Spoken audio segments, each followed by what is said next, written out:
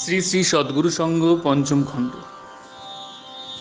জ্ঞানবাবুর দীক্ষা। শুনিলাম বর্ধমান জেলার অন্তঃপাতি আনগুনা গ্রাম নিবাসী শ্রীযুক্ত জ্ঞানেন্দ্রনাথ হাজরা মহাশয়ের দীক্ষাও এই বাসায় হইয়াছিল। তাহার দীক্ষা সংক্রান্ত ঘটনা সকল বড়ই সুন্দর।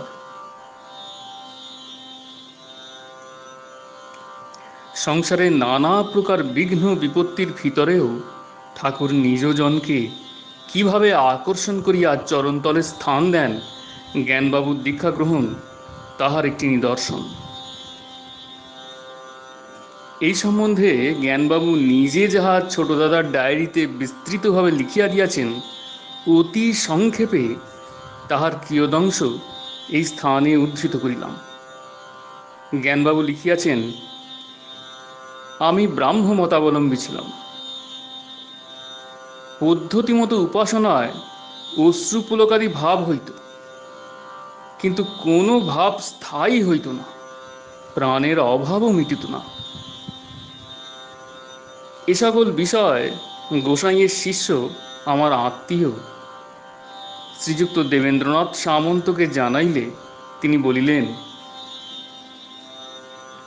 গুরুকরণ না হলে ধর্মের কোনো ভাব স্থায়ী হয় না। তিনি গোসাইয়ের নিকট দীক্ষা লইতে উপদেশ দেন। গোসাই তখন শ্যামবাজারে ছিলেন।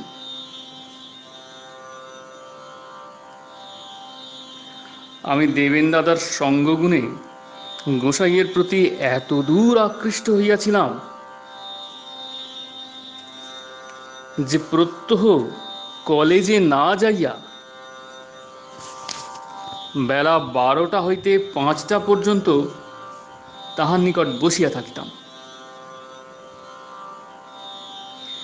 গোসাইয়ের নিকট দীক্ষার আকাঙ্ক্ষা দেবেন দাদাকে জানাইতে বলিলাম। দেবেন্দা গোসাইকে আমার কথা জানাইলে গোসাই বলিলেন, উহার বীর্য অত্যন্ত তরল হইয়াছে, শীঘ্র পড়া ছাড়িয়া কলিকাতা ত্যাগ করিয়া না গেলে পাগল হইয়া যাইবে। তাহাতে দেবেন্দা জিজ্ঞাসা করিলেন, তবে এখন ইহার কি কর্তব্য? গোসাই বলিলেন, উহার পক্ষে এখন কাশী যাইয়া বিশ্বেশ্বর ও তাঁহার আরতি দর্শন, গঙ্গা স্নান ও সাধু দর্শন কর্তব্য। আমি গোসাইয়ের আদেশ মতো শ্যামাচরণ লাহিড়ী মহাশয়ের এক শিষ্যের সঙ্গে কাশী পৌঁছিলাম। লাহিড়ী মহাশয় বলিলেন, সাধু দর্শন মানসে আপনি আমার নিকট আসিলেন, আমি আপনাকে দীক্ষা দিব। এই অভিপ্রায়ে গোস্বামী মহাশয় আপনাকে কাশী পাঠাইয়াছেন। আমি তাহার কথায় বিশ্বাস করিয়া তাহাদের প্রথমত 5 টাকা প্রণামী দিয়া তাহার নিকট দীক্ষা লইলাম। তৎপরে রানীগঞ্জ আসিয়া 1.5 মাস রীতিমতো সাধন করিলাম, কিন্তু তাহাতে অন্তরের সমস্ত সরস ভাব শুকাইয়া গেল। প্রত্যুত প্রাণে অত্যন্ত জ্বালা উপস্থিত হইল।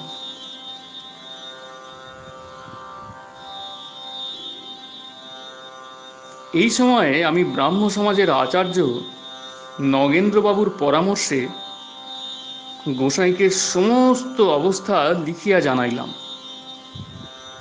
কিন্তু কোনো উত্তর পাইলাম না।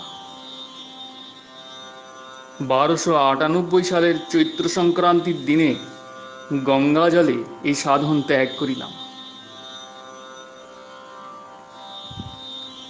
বৈশাখ মাসে ভূতানন্দ স্বামী কলিকাতায় আসলেন। আমি রাত্রি 12টা পর্যন্ত তাহার নিকট বসিয়া থাকিতাম। গভীর রাত্রিতে তাহাকে জীবনের ব্যাকুলতার পরিচয় দেই এবং লাহিড়ী মহাশয়ের কাছে দীক্ষা পাওয়ার কথা বলি। তিনি উত্তরে বলিলেন, अरे बेटा, तुम ऐसा बुर्बक है। 5 रुपया में योग मिलता है जो लाख रुपया में नहीं मिलता है।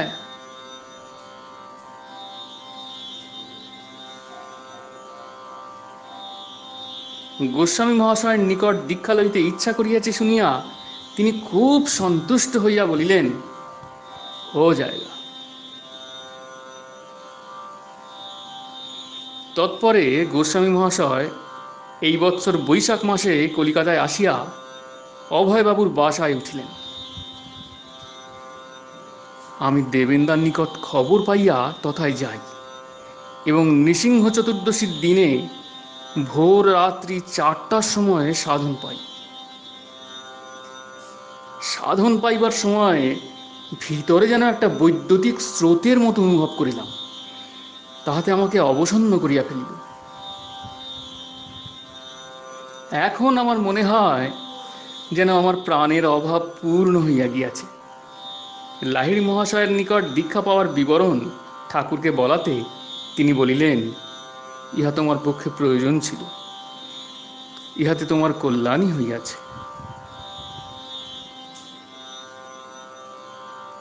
সদাশিব রূপে ঠাকুরকে দর্শন, ভাণ্ডার অফুরন্ত।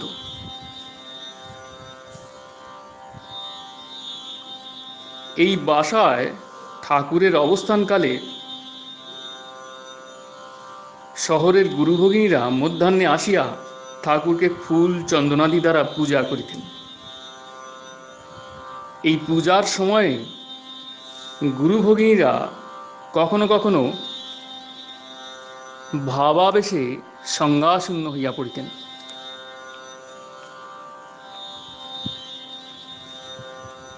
একদিন ব্রাহ্ম ভাবাপন্ন গুরুভ্রাতা শ্রীযুক্ত নবকুমার বিশ্বাস মহাশয় মেয়েদের পূজা দেখিতে কৌতূহলাক্রান্ত হইয়া দরজা যেমন একটু ফাঁক করিলেন, দেখিলেন ঠাকুর সদাশিব রূপে বসিয়া আছেন। শুভ্র জ্যোতি তাহার শরীর হইতে বিকীর্ণ হইতেছে, তিনি ধ্যানস্থ। ইহা দেখিয়াই গুরুভ্রাতাটি বম বম বলিয়া মূর্ছিত হইয়া পড়িলেন।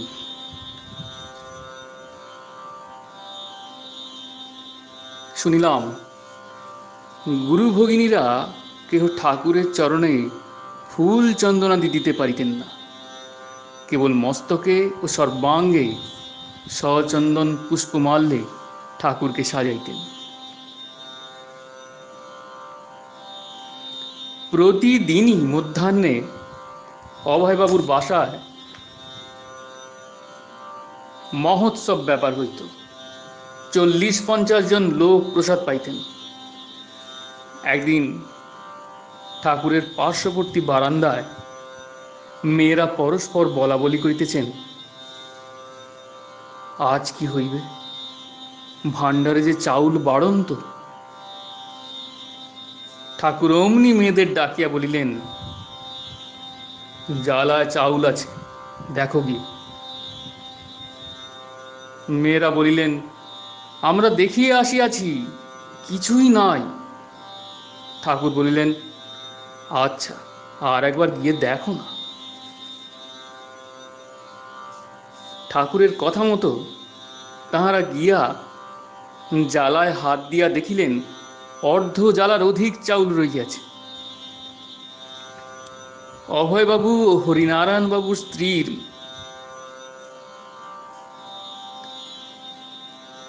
মুখে শুনিলাম যতদিন গোসাই ওই বাড়িতে ছিলেন জ্বালা চাউল আর ফুরাইল না। অভয়বাবু ও হরিনারায়ণ বাবুর স্ত্রীর মুখে শুনিলাম যতদিন গোসাই ওই বাড়িতে ছিলেন জ্বালার চাউল আর ফুরাইল না। ঠাকুর 15-16 দিন ওই বাসায় থাকিয়া ঢাকা গেলেন। শ্রীযুক্ত রাখাল বাবু ঠাকুরকে নিজ বাড়িতে নিয়ে যাইতে খুব আগ্রহের সহিত অনুরোধ করিয়াছিলেন। ঠাকুর স্বীকার করিয়াছিলেন। আবার যখন কলিকাতা আসিবেন রাখাল বাবুর বাড়ি অবশ্যই যাইবেন। তাই এবার সুকিয়া স্ট্রিটে।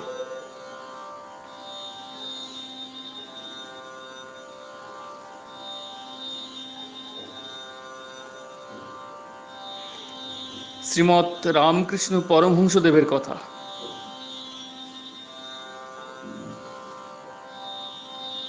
বেলা অবসানে অভয়বাবুর বাড়ি হইতে সুকিয়া স্ট্রিটে আসিলাম।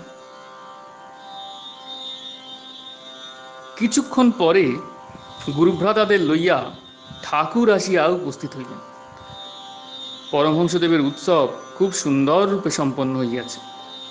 বাসায় আসিয়া সকলেই পরমহংসদেবের মহিমা বর্ণনা করিতে লাগিল। ঠাকুরও অনেক কথা বলিলেন।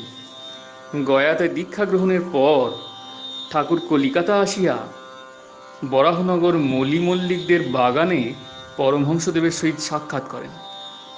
পরমহংসদেব ঠাকুরকে দেখিয়াই বলেন, এ কি, তোমার যে গর্ভলক্ষণ হয়েছে। ঠাকুর তখন তাহাকে দীক্ষালাভের সমস্ত পরিচয় দেন। পরমহংসদেব শুনিয়া খুব আনন্দ প্রকাশ করিলেন। আর একবার ঠাকুর দক্ষিণেশ্বরে পরমহংসদেবের দর্শন মানসে যান। পরমহংসদেব একটু অসুস্থ ছিলেন। শিষ্যেরা ঠাকুরকে নিকটে যাইতে বাধা দিতে লাগিল।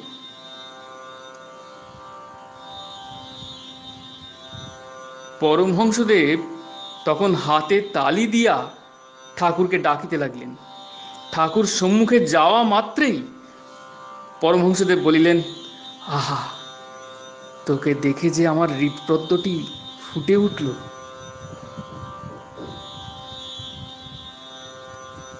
এই বলিয়াই সমাধিস্থ হইলেন।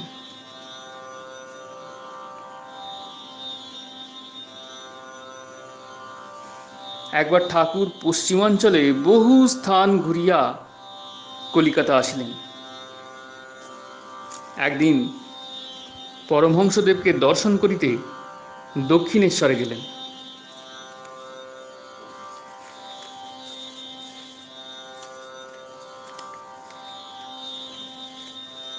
পরমহংসদেব ঠাকুরকে জিজ্ঞাসা করিলেন,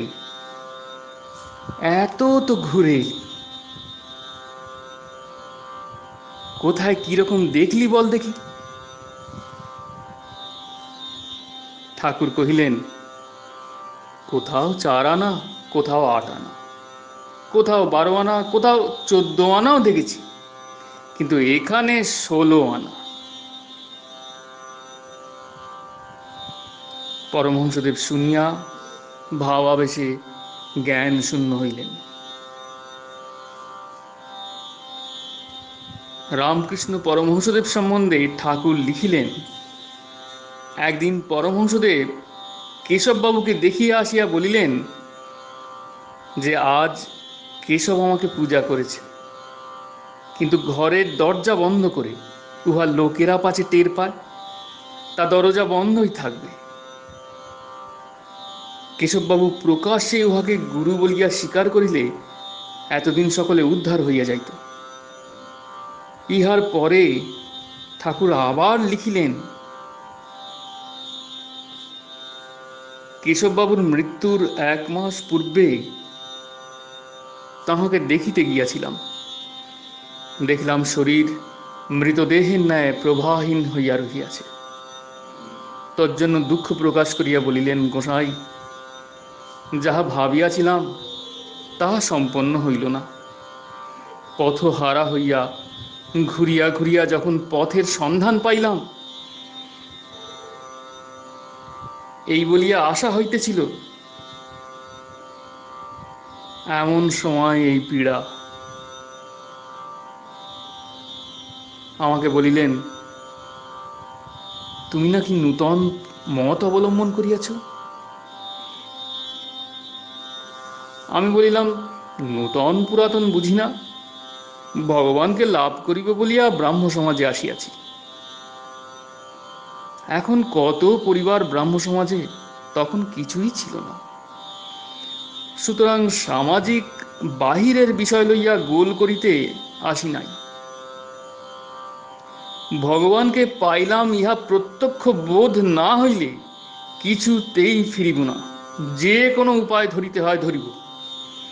বাহিরের উপায় কিছুই নয়। মৃত্যুকালে আমি কৃতার্থ, আমার আশা পূর্ণ হইয়াছে। প্রভু তুমি সত্য, এই বলিয়া মরিব, এই আকাঙ্ক্ষা, আশীর্বাদ করুন। কেশববাবু বলিলেন, এ সম্বন্ধে আমার অনেক বলিবার আছে। যদি আরোগ্য লাভ করি তোমাকে ডাকাইব। দুঃখের বিষয়, তাহার লীলা সংবরণ হইল।